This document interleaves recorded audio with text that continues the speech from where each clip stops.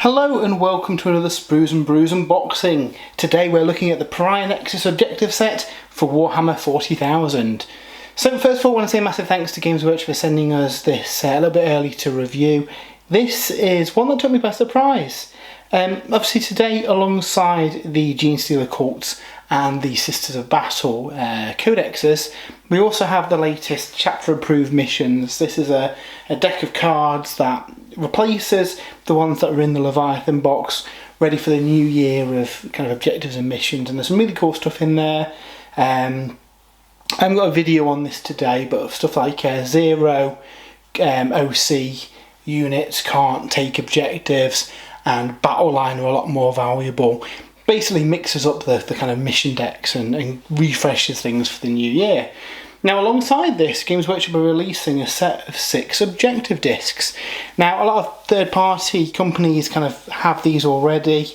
I'm sure that if you've played any games you've seen these before, and Games Workshop have actually sold a variety of these as an exclusive at a number of events as well. And these are essentially discs that you use to mark your objectives. So we pop these out.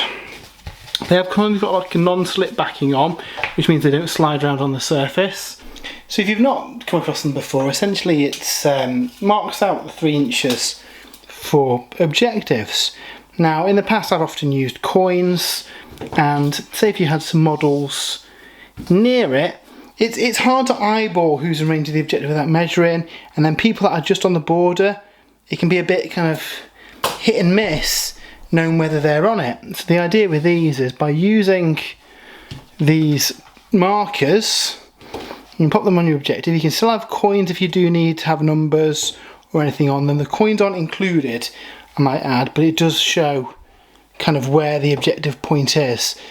And then simply you can see if the model's touching the template or the feet are over it, then they've got control of it. So quite a simple solution. There's a variety of these. A lot of people do clear ones. There's some with logos and designs on them. These are obviously very 40k ones. You know, got some 40k iconography on there. They don't look too out of place. They did sell some faction specific ones at events with, like, you know, a Tyranid symbol on them or an Ultramarine symbol on them, and I do wonder if this is something they're going to sell. I'm surprised they've not done that before, to be honest, and I suspect with the upcoming new edition of Age of Sigmar that might be something that they sell too. These ones are a little bit glossy on the top. They are, like I say, they've got a non-slip coating on the back, and then it's kind of you can kind of see the shimmer there, kind of a plasticky cover on the top. Originally I thought they were neoprene like this mat, but they're not kind of made of that material. The non-slip is good. If they're on one of these mats they don't move around anywhere. Obviously we need an extended kind of session of play to see if there's any damage, if they do get moved around, or, you know, they get scuffed if models go on them. But from kind of checking them out for this review and having a few games with them there, they've not been scratched or scuffed or anything. You have got the card sleeve that they come in. It'd be nice to have a little case or something to put them on, but, you know, they're so light and kind of flexible anyway. I'm sure they'll be fine kind of thrown into your tournament bag, or put them between the pages in a codex or something. I think it's really good that Games Workshop are doing them. Personally, I think the look of these kind of things takes away from the visuals of the battlefield. Maybe more so in Age of Sigmar, when it used to be a 6-inch kind of zone of control. I'd like to see these with, I don't know, ruins on, or a crashed spaceship, or some kind of graphic that it makes sense to be an objective that you're fighting over. Now that's a minor picky thing, and you know, I know a lot of people use these and they are really, really handy.